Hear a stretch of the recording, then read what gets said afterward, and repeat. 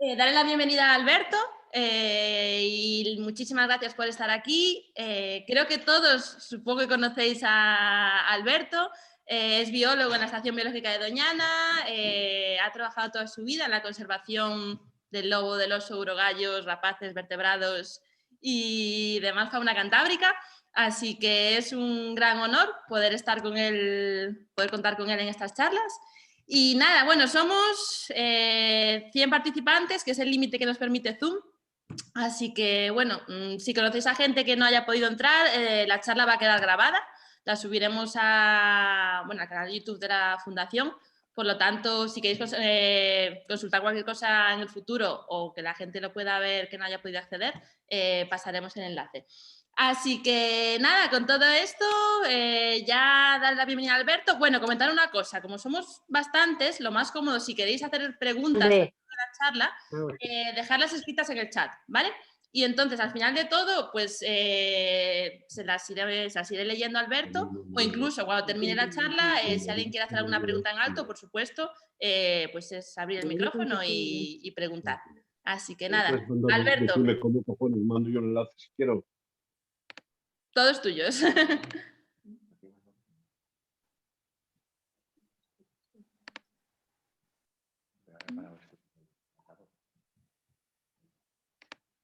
¿Está? ¿Me oís? Sí. ¿Se ve? Todo perfecto, Alberto. Se te escucha y se te ve. Y se ve la presentación. Vale. Bueno, muchas gracias. No hay Pepín Tuñón por invitarme a este ciclo de charlas y a todo el personal de la Fundación. Esta iniciativa, que creo que es muy interesante por cuanto supone de intentar sensibilizar y trasladar preocupaciones de conservación a la sociedad en general.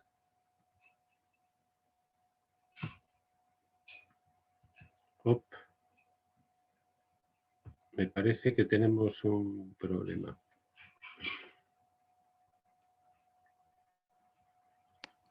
¿Qué pasó, Alberto? Ah, sí, vale. Ahora, vale. Bueno, establecer el estado de conservación de una especie o de una población, en este caso los lobos, es asunto de la biología de la conservación, que como sabéis es una disciplina de crisis que trata de establecer el grado de amenaza y los factores de especies o de poblaciones que tengan problemas. Este es el marco que yo voy a utilizar como biólogo, pero además conocer el estado de conservación, en nuestro caso, en nuestro país, tiene una repercusión jurídica, tiene una repercusión legal, ya que hay varios convenios, varias normativas. Ahí os he puesto algunas, el convenio de Berna, la directiva Habitats y la ley 42/2007 de biodiversidad, que es la que incorpora los tratados europeos a la legislación española, exige que todas las especies o todas las poblaciones incluidas en esas normas estén en un estado de conservación favorable.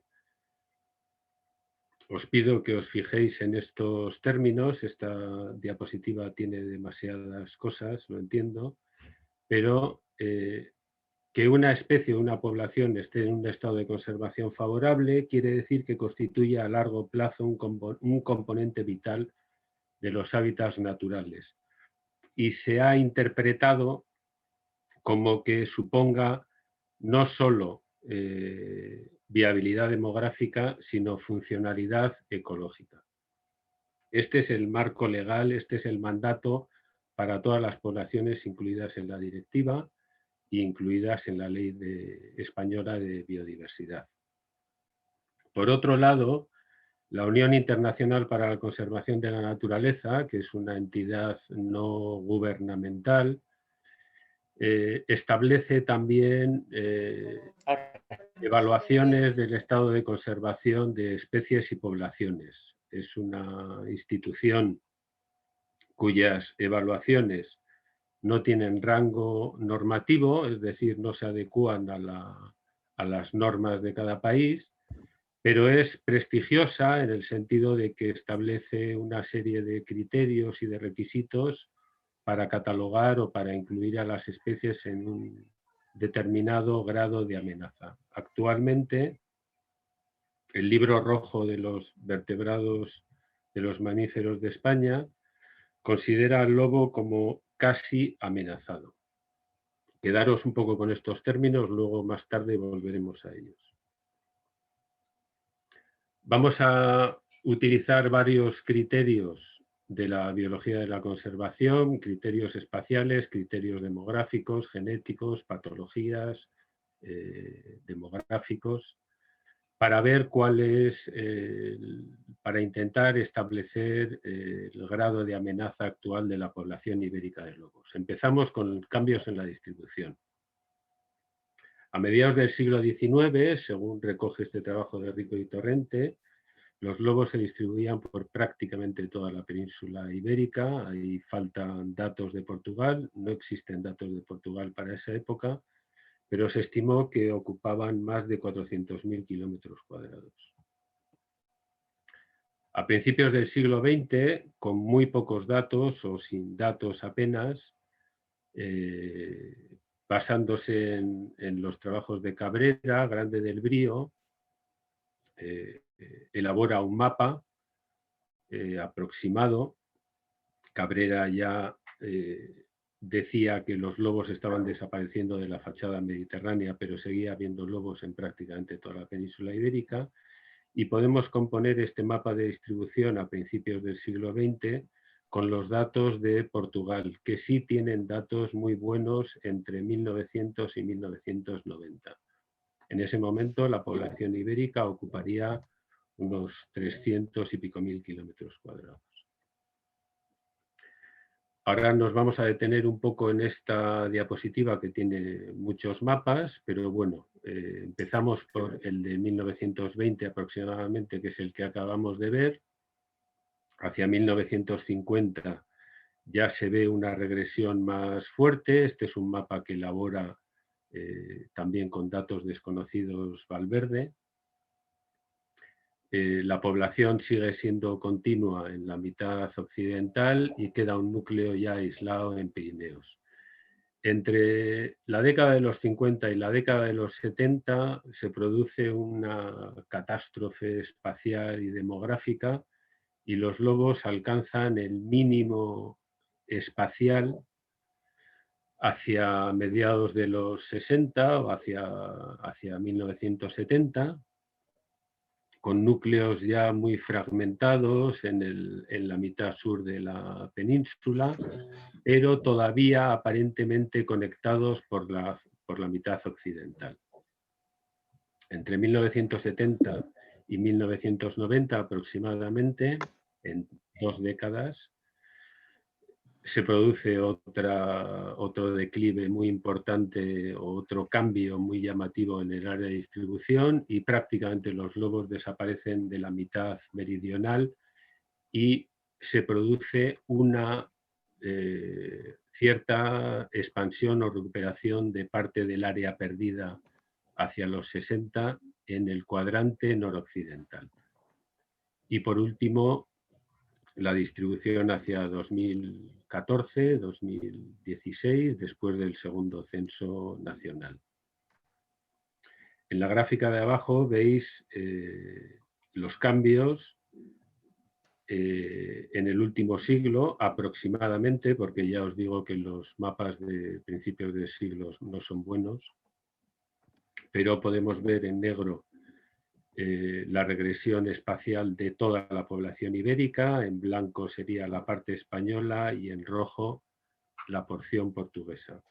En síntesis, los lobos pierden en un siglo y medio aproximadamente 2/3 del área de distribución, hasta la situación actual. Las causas de esta crisis es general para todos los grandes carnívoros, para osos, linces, lobos, las grandes rapaces, los buitres, etc. que es básicamente persecución directa, en muchos casos institucional, y con el uso del veneno extendido y ubicuo, no solo en la península, sino en gran parte de Europa. En las últimas décadas, desde el primer censo nacional hacia 1988 y el segundo censo nacional que acaba en 2014, es decir, en 25 años, los lobos quedan restringidos al cuadrante noroccidental y con muy pocos cambios en cuanto a la estima del número de grupos, 294 hacia finales de los 80 y 297 en la situación actual, y una superficie de ocupación muy parecida en ambos casos, unos 100.000 kilómetros cuadrados en España, otros 20.000 kilómetros cuadrados aproximadamente en Portugal. Hay algunos cambios en el área de distribución, por ejemplo, actualmente se han expandido por el sistema central, pero ha habido regresiones llamativas, por ejemplo, en el frente oriental, básicamente en la provincia de Burgos, y algunas regresiones en el número de grupos también muy llamativas en los últimos años en el centro, fundamentalmente en Tierra de Campos, en Valladolid, en el sur de Palencia y en áreas aledañas. Esto no quiere decir que la población haya estado estable estos 25 o 30 años, sino que ha podido haber oscilaciones. Os he puesto abajo una figura con cambios en la estima del tamaño de grupo en la cordillera cantábrica, que como veis tiene muchas oscilaciones, aunque no hay tendencias. Y esto puede indicar que, aunque la situación en cuanto a superficie ocupada y a número de grupos actualmente respecto a hace 25 años es parecida, ha podido haber algunos cambios. De hecho, ha habido algunos cambios, como os decía, con expansiones en el sistema central y regresiones en otras zonas. Eso en cuanto a los números de grupos estimados y área de distribución. Pero ¿cuánto hábitat disponible hay en la península ibérica? ¿Hay realmente espacio para que la población se expanda y recupere parte del terreno perdido?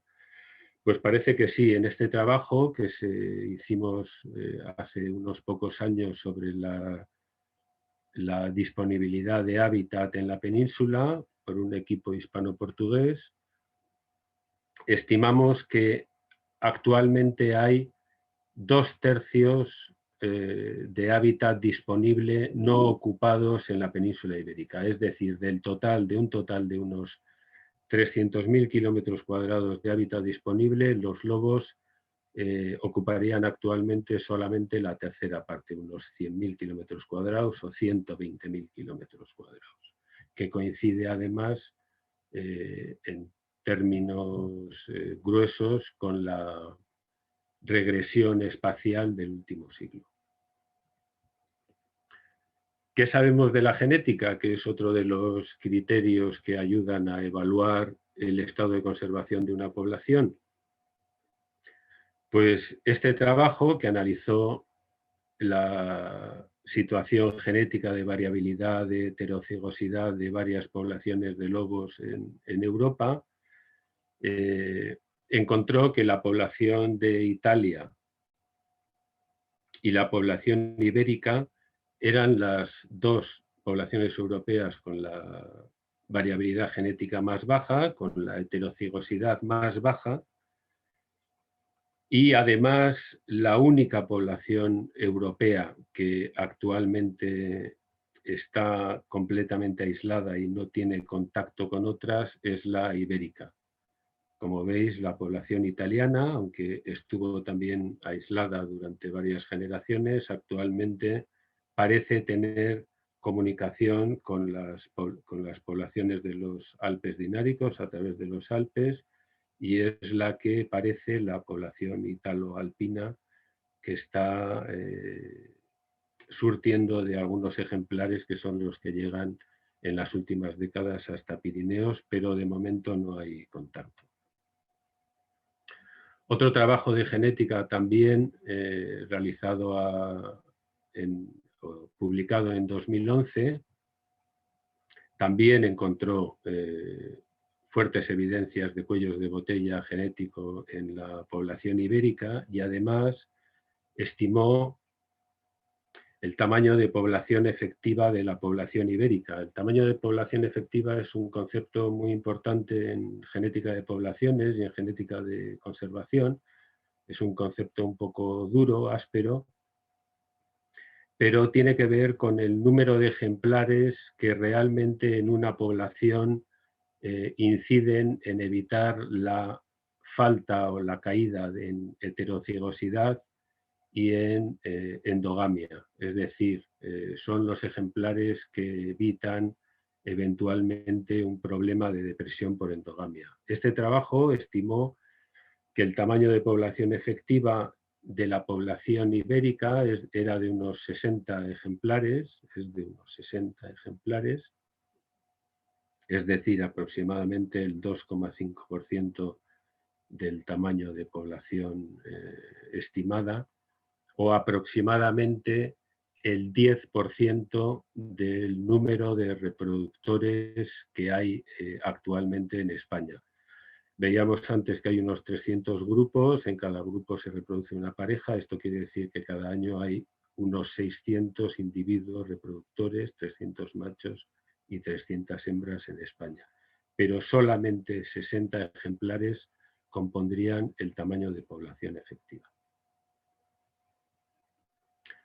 Otro trabajo muy interesante y muy reciente, también de un equipo hispano-portugués, ha encontrado que los núcleos de lobos en la península ibérica están mucho más relacionados entre sí por grupos o por paquetes o por zonas de lo que cabría esperar a priori por las distancias que separan estos núcleos, lo que implica que existe una muy baja tasa de dispersión en los lobos ibéricos. De hecho, se ha estimado tasas de dispersión medias más bajas que en ninguna otra población conocida, del orden de unos 30 kilómetros. Esto puede tener algunas implicaciones muy llamativas a la hora de promover la recuperación o la expansión a otras zonas y podría tener también algunos efectos muy fuertes en el caso de que se disparen o de que se estén disparando algunos problemas sanitarios en los lobos ibéricos.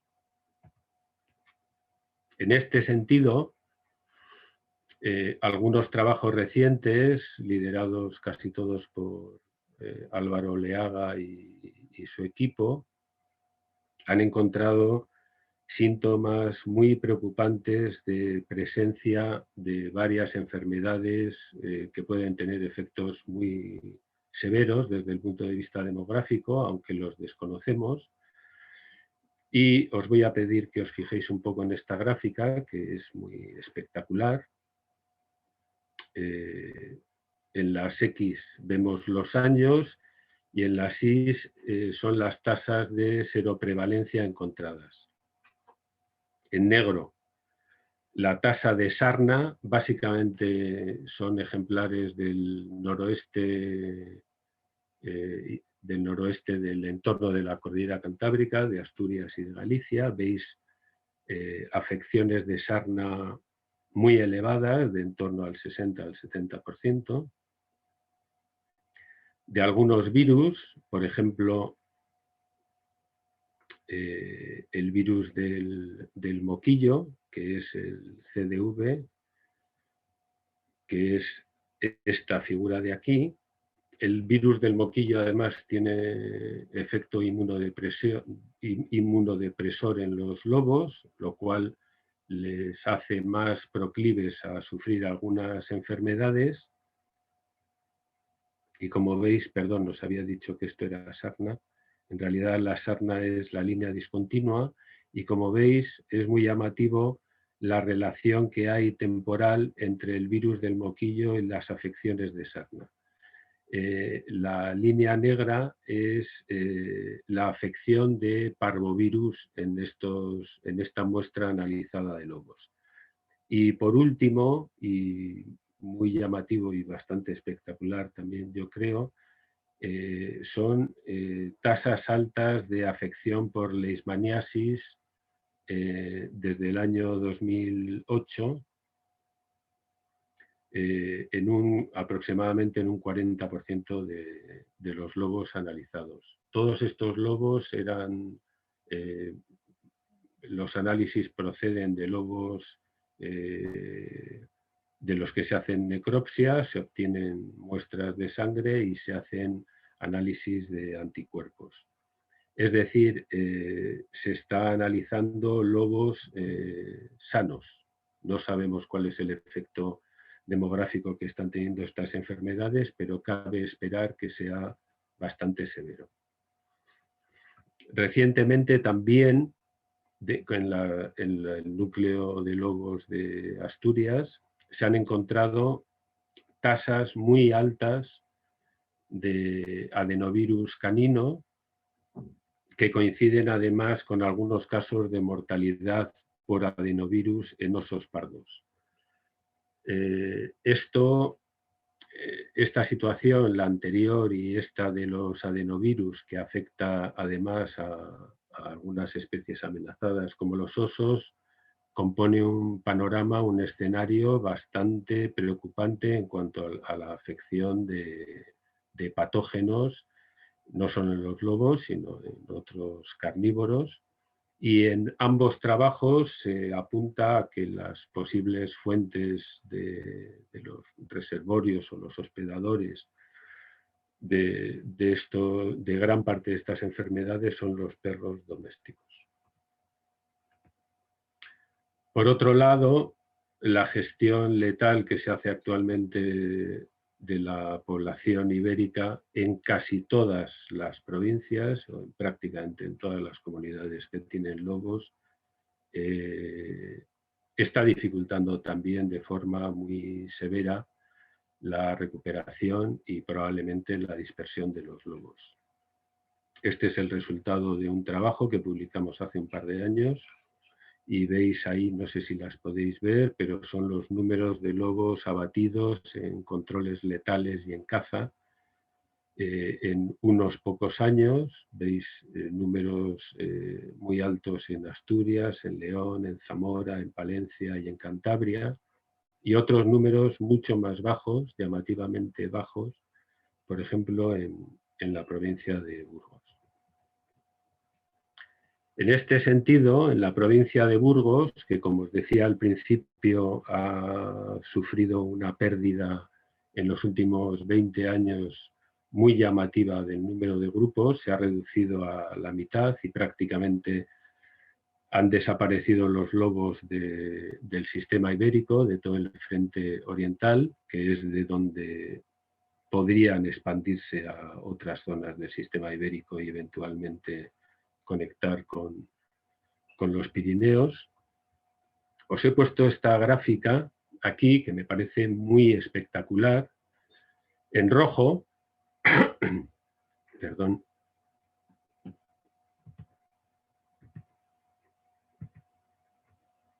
en rojo son las capturas por caza en la provincia de Burgos entre el año 2004 y 2019. Como veis, entre 2004, 2005 y 2006 se abaten 16, 18, 15 lobos cada temporada, y de pronto ocurre algo entre 2006 y 2007, y al año siguiente, en el 2007, se captura un único lobo, en el 2008 otro, otra vez se vuelven a capturar unos pocos lobos, y la línea de arriba indica los cupos establecidos por la Administración de Castilla y León para la provincia de Burgos. En este año es cuando se aprueba el plan de gestión del lobo en Castilla y León y establece estos cupos a lo largo de las siguientes temporadas para la provincia de Burgos. Como veis, las capturas están lejísimos de las pretensiones de cupos, y a pesar de que había ocurrido algo muy llamativo, muy probablemente relacionado con alguna epizootia de parvovirus, de adenovirus o de moquillo, la administración de Castilla y León sigue pretendiendo capturar muchísimos lobos, y después de este bajón de nuevo hacia el 2017, este cero indica un año en el que se paralizó la caza por el Tribunal Superior de Justicia de Castilla y León,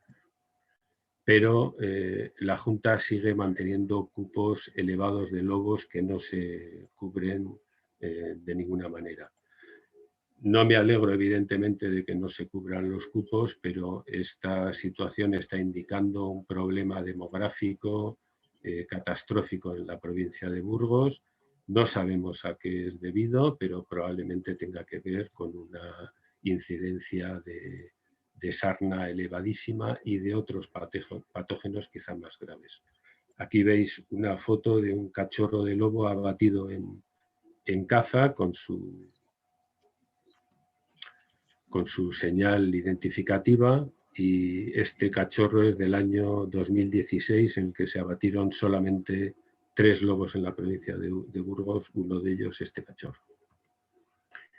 Con este panorama de regresión espacial, de hábitat disponible no ocupado, de patologías severas, muchas de ellas coincidentes en el tiempo y en el espacio, una situación de diversidad genética y de heterocigosidad,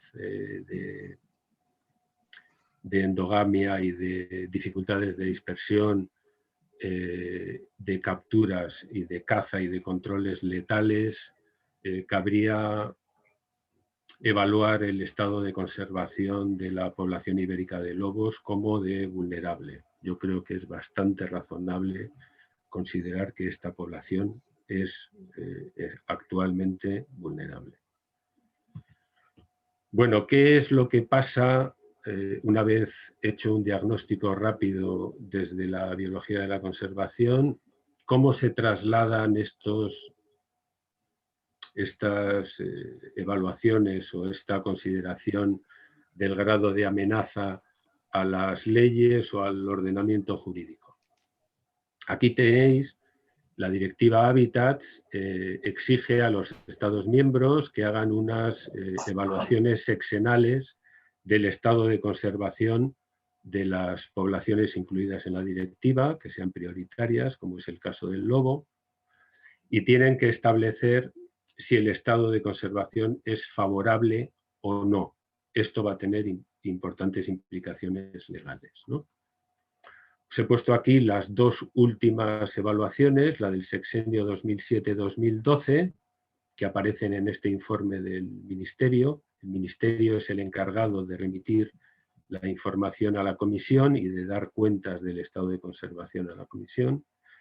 Como veis, están separados por regiones biogeográficas, pero la evaluación general en el sexenio anterior era favorable, mientras que la evaluación actual es desfavorable. ¿Cómo es posible que las evaluaciones sean tan diferentes cuando la situación no ha cambiado tanto? Es cierto que actualmente conocemos más cosas de la población que hace unos años, pero probablemente esto es debido a que el informe que remitió el Ministerio en este periodo era bastante deficiente. Como ejemplo, deciros que en el apartado donde tenían que consignar el número de lobos muertos por caza o controles, por mortalidad legal, no aparecía ningún ejemplar. Esta es la misma evaluación, pero gráfica, tal y como la incorpora la Comisión a través de la Agencia Europea del Medio Ambiente. Arriba a la izquierda tenéis la evaluación del sexenio anterior. Veis que la población en España estaba considerada como en un estado de conservación favorable. Sorprendentemente, parte de la población, la porción portuguesa, estaba en un estado de conservación desfavorable, lo cual es contradictorio, es una incoherencia. Y esta, abajo a la derecha, es la situación actual. En España, toda la población está incluida en un estado de conservación desfavorable, aunque hay un pequeño núcleo, incomprensiblemente para mí en Portugal, que está en un estado de conservación favorable, teniendo en cuenta que las evaluaciones hay que hacerlas a nivel de población o a nivel de país. E incluso veis que los núcleos de Pirineos, que no tienen grupos reproductores, está considerado un estado de conservación favorable por la propia Comisión, cuando incluso en la evaluación que remitía el Ministerio, el grupo de lobos de la región biogeográfica alpina también está considerado en un estado de conservación desfavorable.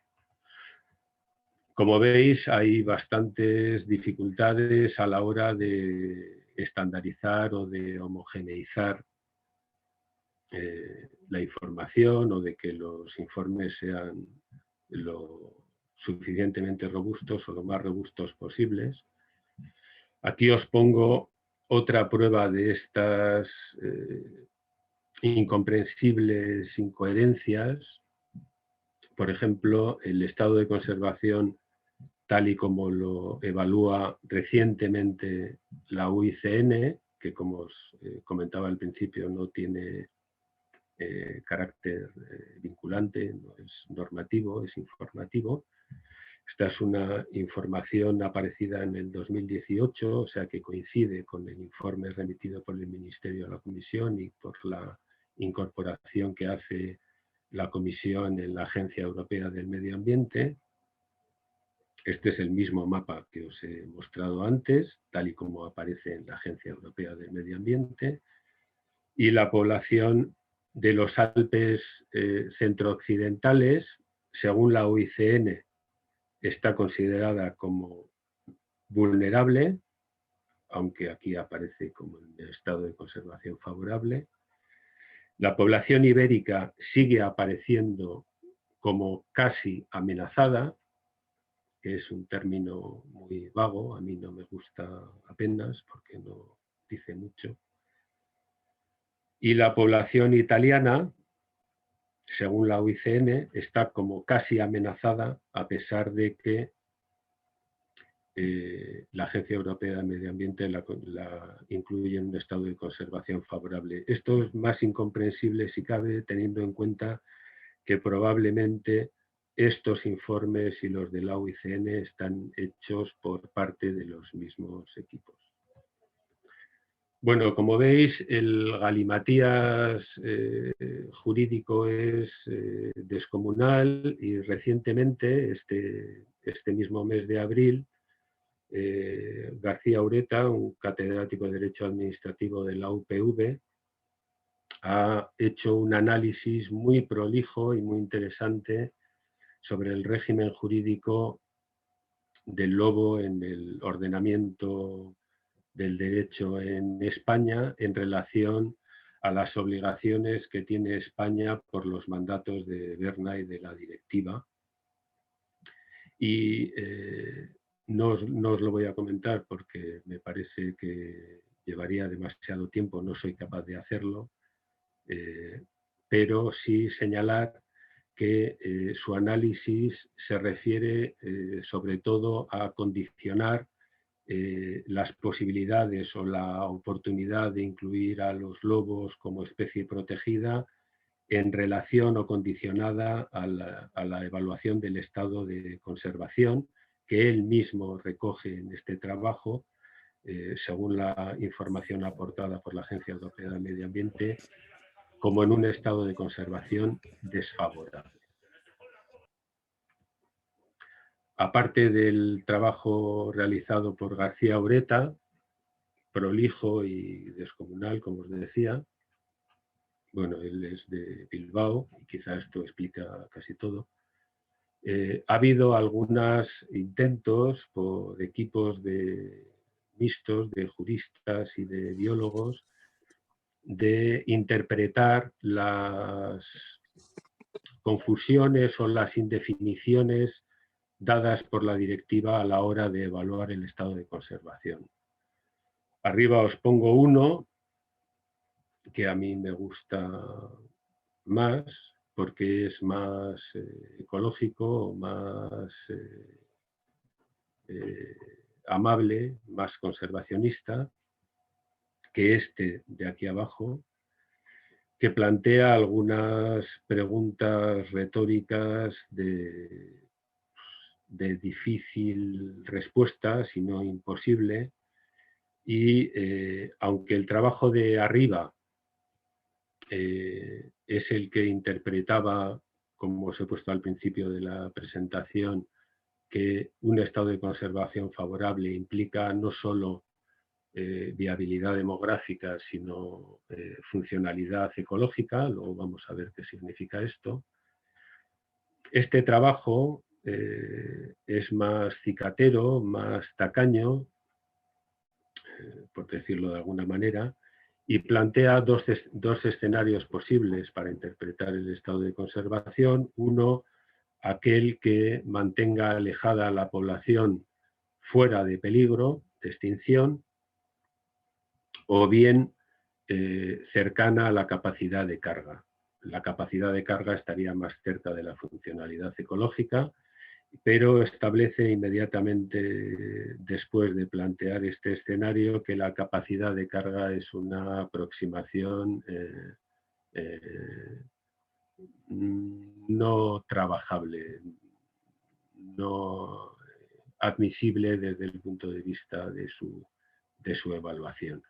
Y considera además que tanto la evaluación del estado de conservación como la posible limitación de la caza y los controles de población, que en el fondo se trata todo el tiempo de eso, debería hacerse no solo por cuestiones ecológicas y de biología de conservación, sino por aspectos socioeconómicos, planteando un escenario bastante cicatero desde mi punto de vista. Muchas de las razones que se han aducido por parte de las administraciones españolas para permitir la caza era lograr un grado de tolerancia por parte de las comunidades, de algunas comunidades o de algunos colectivos, llamativamente del colectivo de cazadores y del colectivo de ganaderos, pretendiendo que la caza legal iba a remitir o iba a rebajar el grado de furtivismo. Sin embargo, esto no es así, sino todo lo contrario. Os he puesto aquí este trabajo muy llamativo realizado en Norteamérica, que tienen también problemas parecidos con su ley de especies amenazadas y las derogaciones de la protección a la hora de permitir la caza y los controles de población.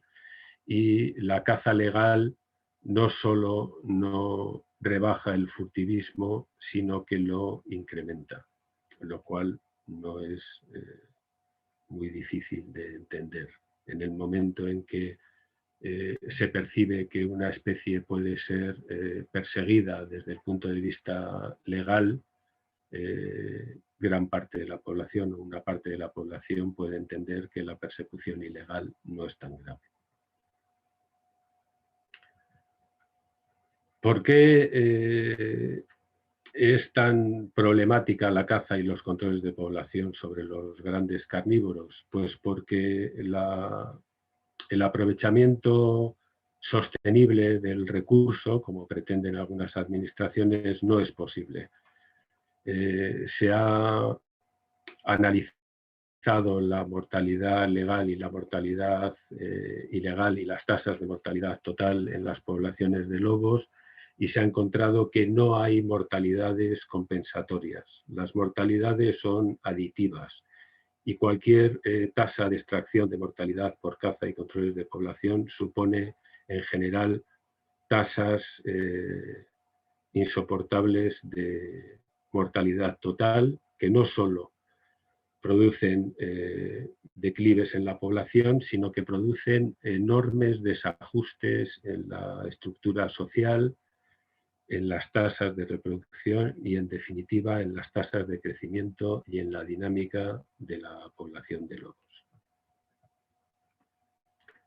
¿Por qué ocurren estas cosas? ¿Por qué no hay posibilidad de aprovechamientos sostenibles? No hay sobrantes en las poblaciones de los grandes carnívoros y de los lobos en particular. Pues porque los lobos, como otros grandes carnívoros, otros grandes predadores, son especies apicales, lo que quiere decir que tienen sistemas de autorregulación de las poblaciones desde el punto de vista de su ecología y de su comportamiento. Es decir, que si no están sometidas a caza y controles de población, no aumentan, a no ser que tengan hábitat disponible, pero sus densidades quedan autorreguladas. Y además los grandes predadores, y algunos de forma muy llamativa, son especies clave, que significa que son muy importantes en la maquinaria de los ecosistemas. Tienen efectos ecológicos muy importantes, desproporcionadamente importantes y beneficiosos en los ecosistemas, hasta el punto de que la pérdida o el declive o las reducciones llamativas de algunas de estas especies está provocando deterioros y perturbaciones muy severas en muchos ecosistemas de toda la Tierra. Por lo tanto, yo creo que es perfectamente comprensible que la función ecológica de los grandes carnívoros es un objetivo de conservación irrenunciable. Además, podemos interpretar el mandato de conservación de la Directiva Hábitats como de mantener las poblaciones en un estado de conservación favorable, que implique no solo la viabilidad demográfica, sino la funcionalidad ecológica, y esto pasaría por eliminar la caza y los controles de población que limitan esas características tan importantes de los lobos y de otros grandes carnívoros, como es su condición de apical y clave. Se ha aducido que en situaciones de ambientes humanizados o con poblaciones reducidas, como ocurre en toda Europa, estas características de la importancia de los lobos no se manifiestan. Estas características implican limitar los ungulados silvestres, limitar las poblaciones de los pequeños carnívoros o de otros carnívoros, y también facilitar la ecología trófica de otros consumidores secundarios como las poblaciones de buitres, etc. Es decir, crean redes tróficas muy importantes. Y aunque se ha aducido que en ambientes humanizados esta condición apical y clave de los grandes carnívoros está anulada, no es del todo cierto, porque esto es una cuestión de grado. Incluso en poblaciones de linces, o en una especie como el lince, también con una situación demográfica y espacial pues muy delicada, se ha visto en España, que es un país con una cierta humanización, como sabéis, se ha visto que esa condición de predador clave se manifiesta por parte de los linces en el ecosistema en el que habita. Es decir, aunque vivan en ambientes humanizados, todos los predadores apicales y claves tienen esas capacidades, pero para que las muestren y tengan la pujanza y la fuerza suficiente en los ecosistemas, deberían mantenerse en las condiciones más naturales posibles, lo que implica eliminar la mortalidad producida por la persecución legal. Y ya vamos acabando. El dilema entre las especies protegidas y las especies amenazadas, o la distinción entre especies protegidas y amenazadas, en la que hay también una cierta ambigüedad o confusión. Yo considero que la catalogación o la consideración de una especie amenazada es básicamente, desde el punto de vista del ordenamiento jurídico español, una cuestión técnica, es decir, si cumple con los criterios del Catálogo Nacional de Especies Amenazadas. Y por otro lado, estaría la posibilidad de incluir a algunas de estas especies en el listado de especies protegidas, que también es una cuestión técnica, pero no solo. Hay algunas especies. Esta es la situación de, os he puesto aquí los ejemplos de 6 especies de predadores claves apicales ibéricos, 2 aves y 4 mamíferos. La situación de los lobos actual, que sería de unas 300 parejas, no incluido en el listado de especies protegidas. La de los osos, con unos 350 ejemplares, incluido en el catálogo como amenazado. Los linces, con unos 500 ejemplares, incluido en el catálogo como amenazado. El águila imperial, actualmente con unas 400 parejas, incluido en el catálogo como amenazado. El águila real, con unas 1.600 parejas, incluido en el catálogo, en el listado, perdón, de especies protegidas. Y las nutrias, con probablemente varios miles de ejemplares, incluido en el listado de especies protegidas. Hay otras muchas especies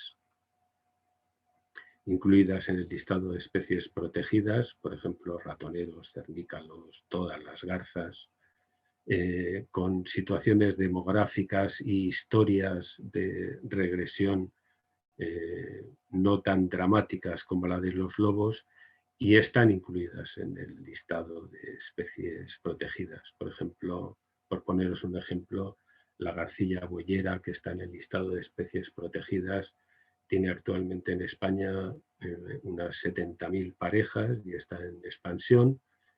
No sé si cumple con los criterios de listado, pero bien está listada, como otras decenas o cientos de especies que están incluidas, que están consideradas como protegidas en España. Además, os pongo aquí una cita reciente de un librito que estoy leyendo ahora, que me está pareciendo fantástico, de Carl Safina, un importante ecólogo, biólogo de la conservación y divulgador de la conservación, que llama la atención a impulsar la protección de las especies y salirnos de la peligrosa conformidad con la existencia de poblaciones frágiles y mínimas. Es decir, está llamando a tratar de evitar un síndrome de referencias arbitrarias que nos hagan percibir una cierta recuperación reciente de alguna especie como indudables expansiones, y que no es el caso, como hemos visto, para la población ibérica de lobos, ¿no? Y ya terminando, la protección sería una herramienta que debe suponer el fin de la caza y de los controles de población. No hago distinciones entre la caza y los controles de población porque prácticamente suponen lo mismo. No son selectivos y tratan de la caza, de aprovechar unos sobrantes que, como hemos visto, no existen, no hay mortalidades compensatorias, y los controles de población porque perciben que la población está en exceso numérico demográfico, lo cual tampoco es apoyado por los conocimientos científicos más recientes, y por tanto la protección de las especies debe ser una herramienta para conseguir ese objetivo irrenunciable, que es su recuperación no solo demográfica, sino que implique una funcionalidad ecológica. Y esto es todo. Muchas gracias de nuevo a la FOA por esta invitación, y ahora trataré de responder, si puedo, a las preguntas que me hagáis.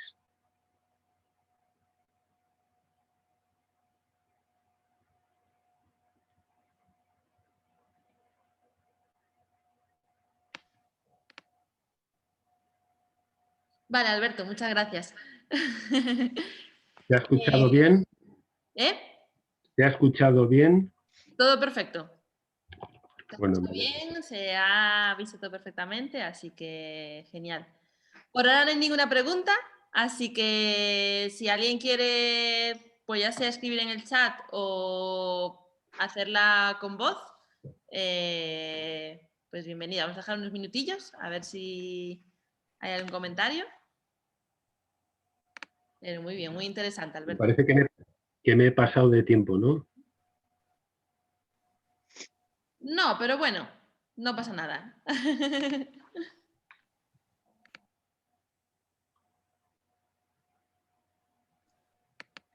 A ver, Alberto, ¿se oye? Sí. Sí, mira, muchas gracias por la conferencia y enhorabuena por todo el trabajo que has hecho. Pues yo quería preguntarte a ver si la consejería ha dado alguna explicación por qué se están radiomarcando los lobos, por qué y para qué. A mí no.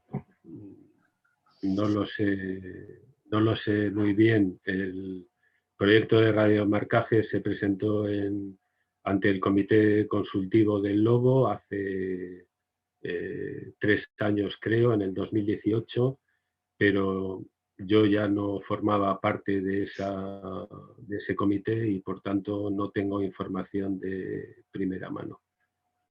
Habría que preguntárselo a la propia consejería o a los investigadores que lo llevan a cabo. Ya bueno, creo que deben una explicación por qué están radiomarcando tantos lobos por ahí. Y aparecen también con los collares, o sea, con esto, con los cables colgando y con eso, no sé.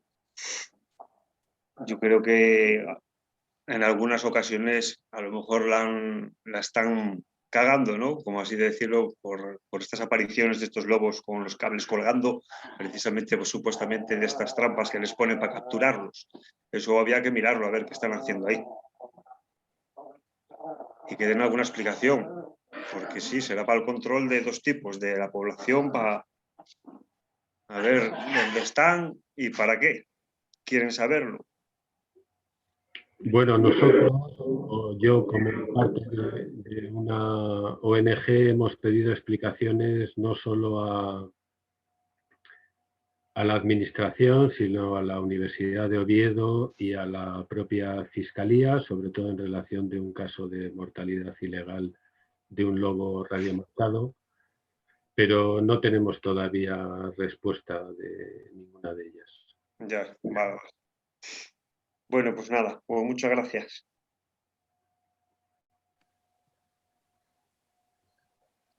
Vale, a ver, Alberto, te voy leyendo preguntas, ¿vale? O si prefieres las tú, como prefieras. Lo que pasa es que hay muchas, no sé si las veo. Te las voy diciendo si quieres. Quería preguntar sobre la entrada del lobo por Pirineos. ¿Ves factible que se establezca la población en Pirineos? Factible sí lo es, porque hay hábitat disponible. El problema es que probablemente se están matando los lobos en Pirineos. No sé si en la vertiente española o en la francesa, pero llegan tan pocos que de momento no hay reproducción confirmada, que yo sepa, o recientemente no la había, y de hecho el segundo censo nacional en el 2016 no detectó ninguna presencia confirmada de grupos. Yo creo que sí es factible y deseable. Y además creo que es deseable que se produjera incluso un rescate genético de la población ibérica del noroccidente por parte de algunos de estos lobos de tipo alpino. Vale, perfecto. La siguiente, ¿a qué se debe que las dos evaluaciones del estado de conservación hayan sido tan diferentes? ¿No resta credibilidad a este sistema de evaluación? Bueno, yo que he visto los dos informes del Ministerio remitidos a la Comisión, el del 2012 y el del 2018, puedo decir, creo que lo he dicho antes, que el anterior, el del 2012, era muy deficiente, no incorporaba, por ejemplo, criterios genéticos, el actual sí lo hace, creo que hace una análisis del área de distribución y de la situación demográfica mucho más robusto. Y como os decía antes, el anterior, el del 2012, era tan deficiente que en el apartado donde debía consignar cuántos lobos se mataban al año en España de forma legal, no consignaba ninguno. Eso da idea de las diferencias de los informes remitidos. Yo creo que el actual, el que se ha remitido recientemente, es bastante robusto, está bastante bien, es discutible, pero yo creo que es mucho más fiable y establece con más rigor cuál es el estado de conservación actual de la población.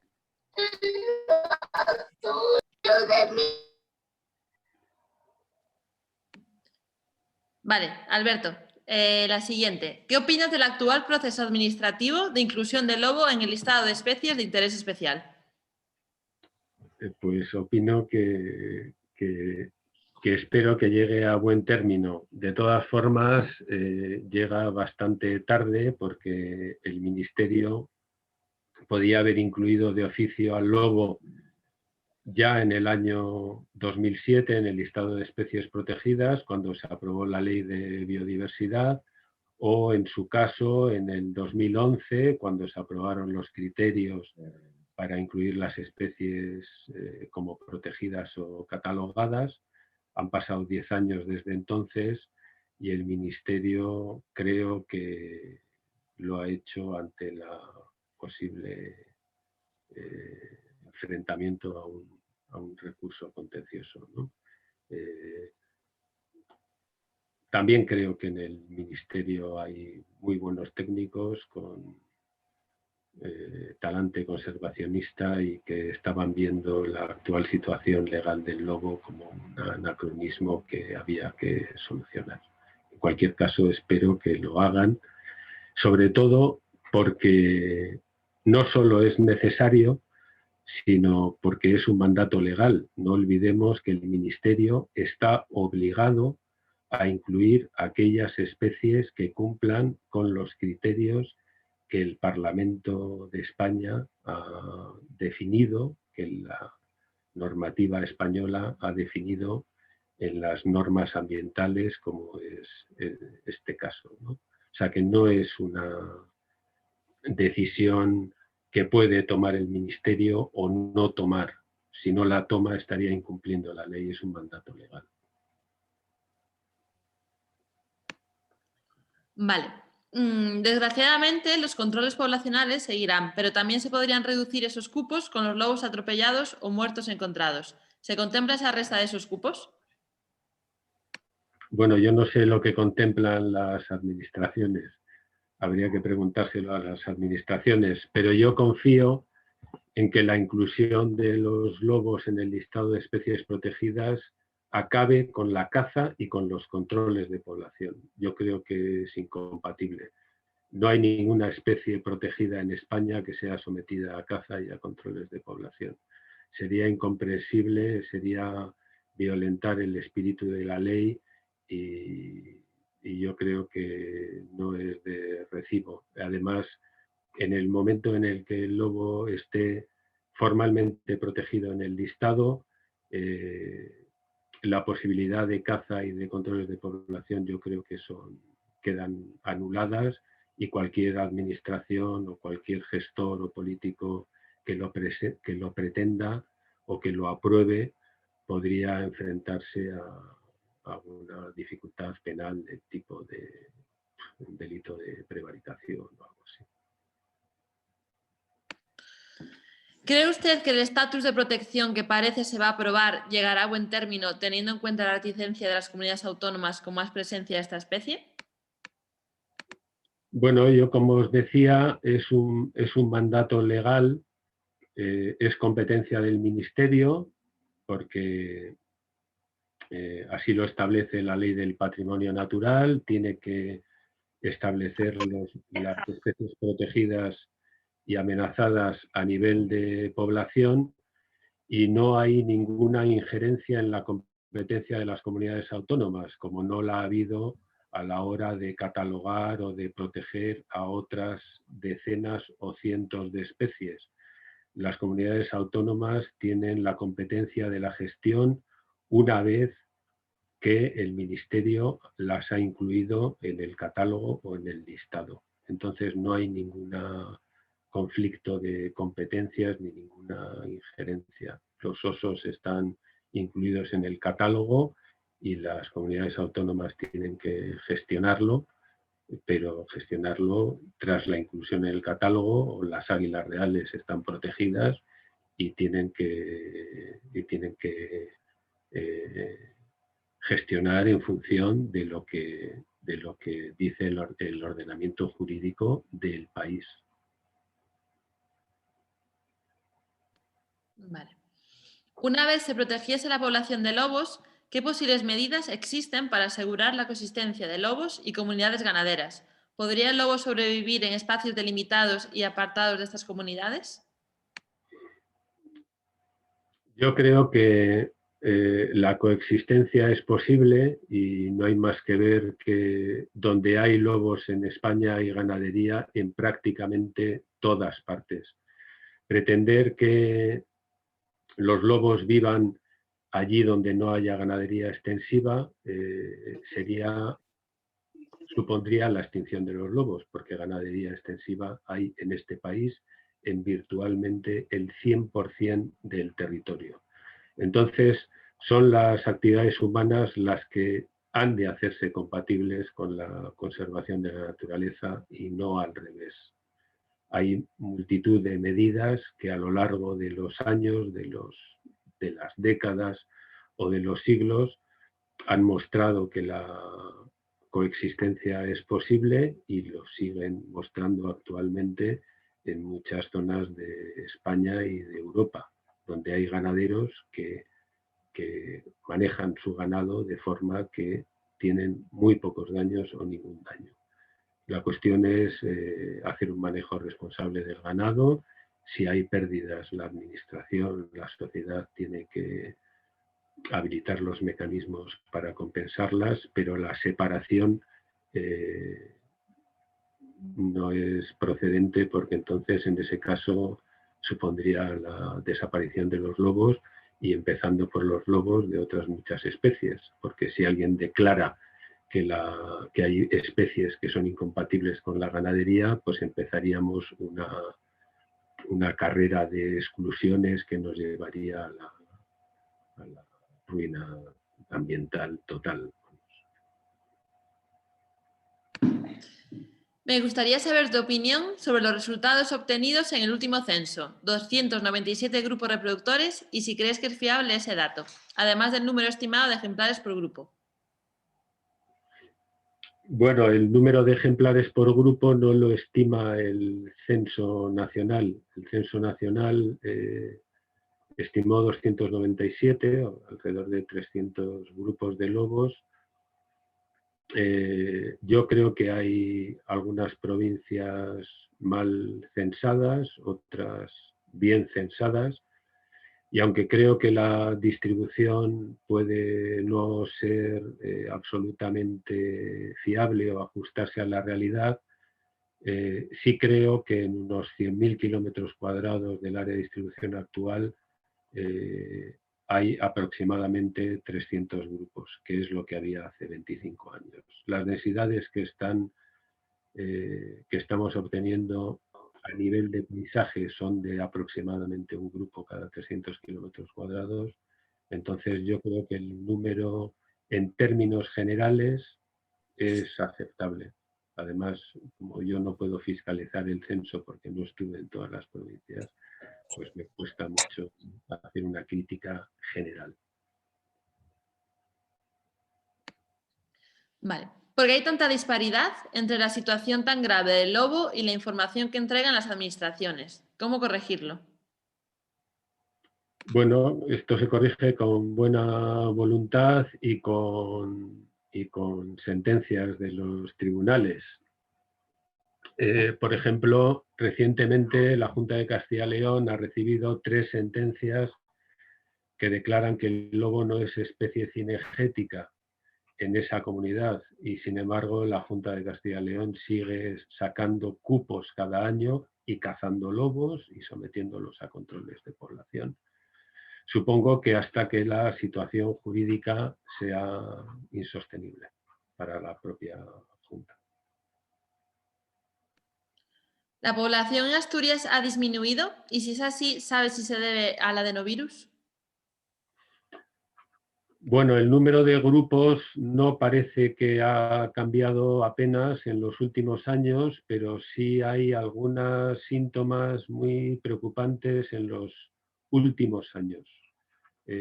Parece que la reproducción es muy mala en las últimas 2 o 3 temporadas, muy mala en algunas zonas, en concreto en el centro de la región y en el oriente, y parece que el tamaño de grupo se ha reducido mucho.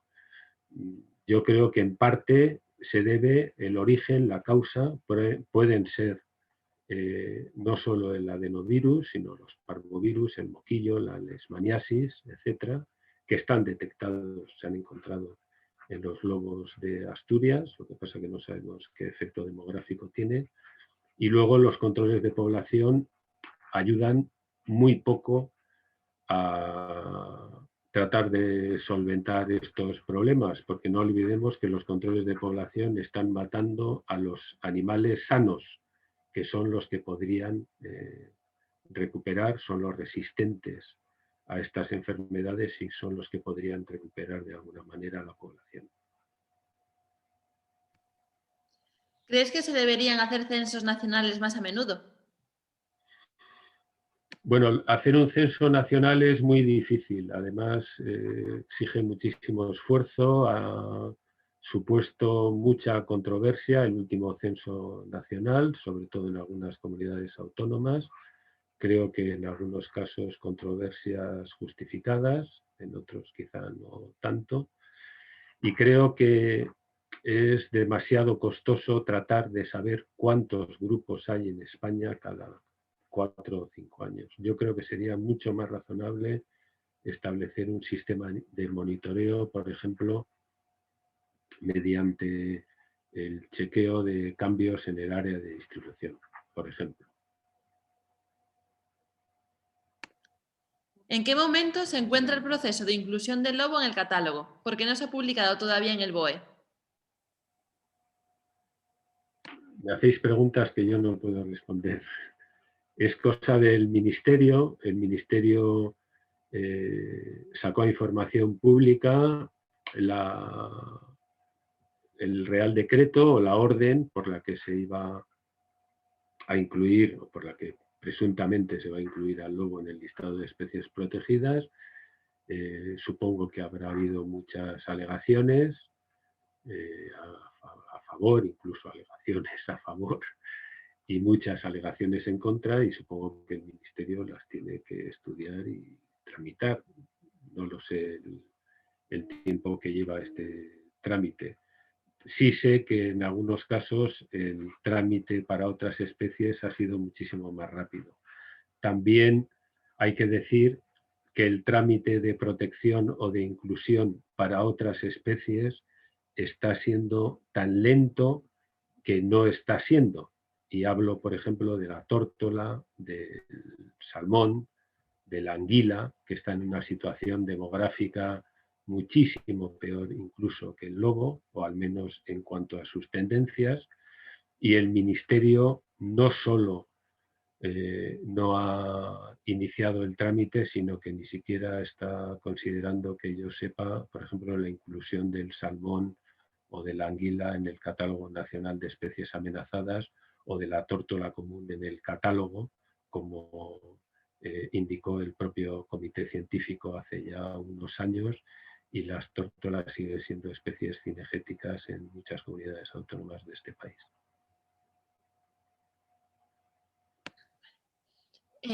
¿Considera que es lógico aplicar la caza para la regulación del lobo ibérico basándose en datos no contrastados y tratando a la especie como si fuera diferente respecto a las poblaciones del norte y del sur?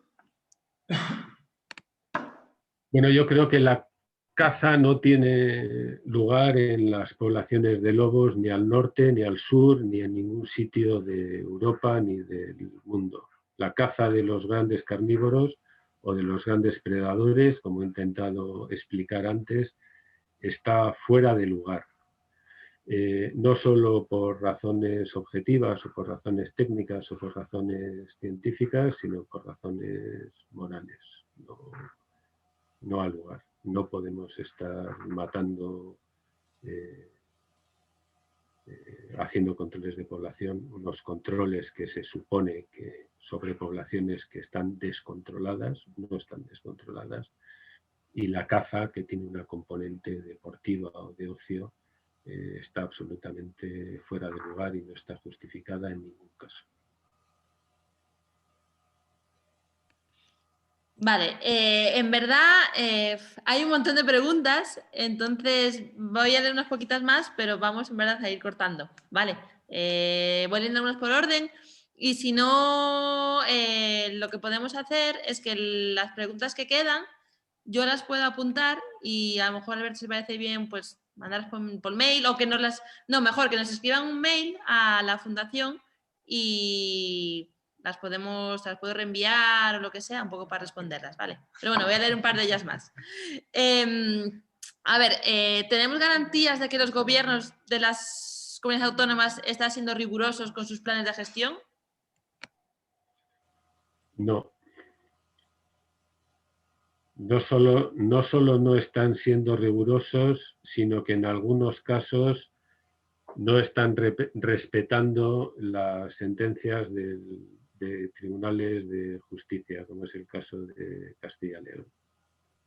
En otros casos no ha habido sentencias en contra, como Asturias o Cantabria. Es posible que las haya en un futuro, pero el hecho de que no haya sentencias no quiere decir que esté justificado hacer controles de población de lobos ni someterlos a explotación cinegética.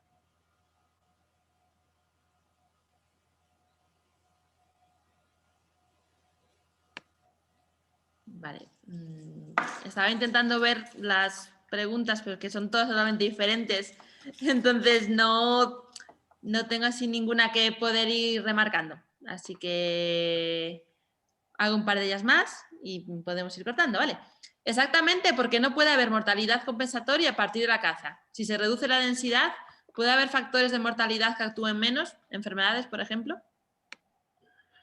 Bueno, no lo sé. No sé por qué no hay mortalidad compensatoria. Hay un trabajo de hace unos años, un metaanálisis de dos investigadores, de Krill y de Rotella, que encontraban que no hay mortalidad compensatoria en general en los grandes carnívoros, en los lobos en particular, sino que la mortalidad era aditiva o incluso superaditiva.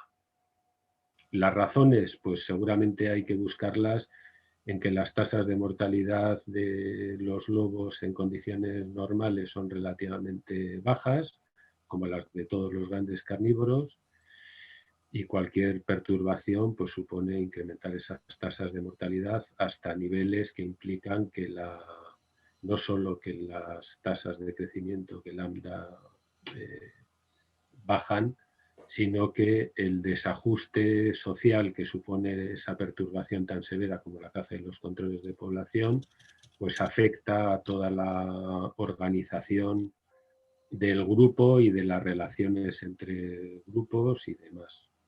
El mecanismo No se conoce, pero el hecho es ese. ¿La sarna que contrae el lobo es debido a que se restriegan ungulados silvestres muertos afectados por sarna o el ácaro es específico de cánidos? Bueno, el ácaro parece que es específico de cánidos. Habría que consultar a algún veterinario. Yo no sé cuál es exactamente el proceso de transmisión, pero probablemente hay muchas vías de entrada.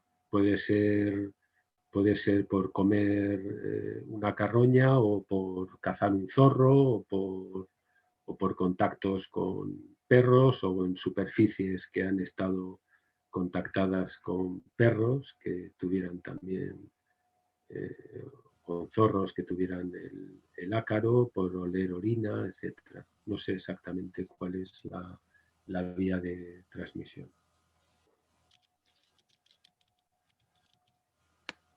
Vale. ¿A qué puede ser debido que el lobo no consiga expandirse más o realizar dispersiones de mayor distancia? ¿Podría deberse también al cercado de fincas? ¿Hay algún estudio al respecto? No, no es el caso actualmente, porque hay posibilidades de dispersión por el sistema ibérico, por el sistema central, por el frente oriental.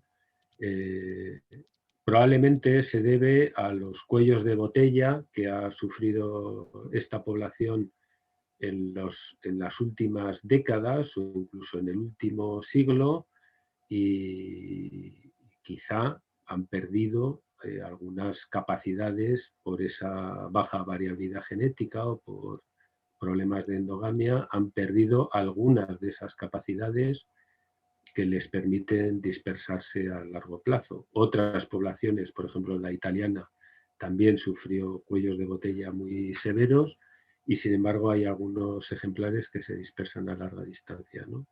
Sorprendentemente, en los lobos ibéricos actuales las dispersiones son de corto alcance y muy probablemente tiene que ver con los cuellos de botella y con la baja variabilidad genética. Un poco relacionado con la viabilidad genética, ¿qué opinas sobre una posible hibridación del Signatus y el Italicus en el futuro? ¿Podría tener riesgos serios? Bueno, no se puede hablar de hibridación porque son la misma especie, entonces no hay hibridación tal. De hecho, la subespecie ibérica no está considerada como tal. Las últimas revisiones de los taxónomos y de los sistemáticos consideran a los lobos ibéricos como en la subespecie nominal, Canis lupus lupus, y en cualquier caso los lobos italo-alpinos y los lobos ibéricos son muy parecidos, son la misma especie, entonces no se puede hablar de hibridación, se podría hablar de una mezcla o incluso un rescate genético. Dada la variabilidad genética y el grado de endogamia y estas dificultades de dispersión de los lobos ibéricos, el contacto con los lobos de tipo alpino podría ser una muy buena noticia. Perfecto. ¿Las zonas declaradas libres de lobos se seguirán matando con la nueva normativa de protección? Cabe esperar que no. Cabe esperar que no. Cabe esperar, como he dicho antes, que en el momento en que los lobos sean protegidos, la caza y los controles de población sean anulados de la gestión de la especie. No tendría ningún sentido y no sería comprensible, no solo por la sociedad en general, sino por el propio lenguaje que estamos utilizando, por los términos, por los conceptos. Si nos queremos entender y queremos comprender que es una especie protegida, la caza y los controles de población deben ser anulados. Vale, y ya las 3 últimas preguntas y paramos. ¿Ves viable las repoblaciones de lobos? ¿Las repoblaciones en qué sentido? Las repoblaciones, las reintroducciones. Supongo que irá por ahí. Sí, las reintroducciones de lobos son viables, como lo ha mostrado la reintroducción del ecosistema de Yellowstone de hace 25 años en Norteamérica. Los norteamericanos hicieron caso de sus leyes que exigían la restitución de los elementos perdidos en algunos parques nacionales, lo consideraron como un mandato legal y lo llevaron a cabo. Y de hecho ha tenido éxito, ha sido viable. No sé si los europeos o en concreto los españoles nos atreveríamos a tanto, pero quizá leyendo la ley con detalle sería hasta exigible si es que las posibilidades de expansión natural están tan limitadas que lo hacen inviable. ¿Cómo han evolucionado los cupos de lobos a extraer a lo largo de estos años? Pues de forma muy variable en función de las comunidades autónomas. Por ejemplo, Asturias los aumentó hace unos años a los actuales 50 lobos a capturar al año, creo que es algo así. Castilla y León mantiene 100 y pico para toda la comunidad. Galicia tiene cupos muy bajos en relación a Asturias o a Castilla y León, y Cantabria los ha aumentado llamativamente en los últimos años. Incluso parece, por el esfuerzo que está demostrando el gobierno de Cantabria, que quiere acabar con los lobos antes de que sean protegidos. Esa es la pinta que tiene. Vale, y la última, teniendo en cuenta que la disminución del tamaño de Canadá es indicativo de poca heterosis, ¿usted ha comparado el tamaño de Canadá con el de otras poblaciones de lobo con mayor grado de heterosis? No sé si he entendido bien la pregunta.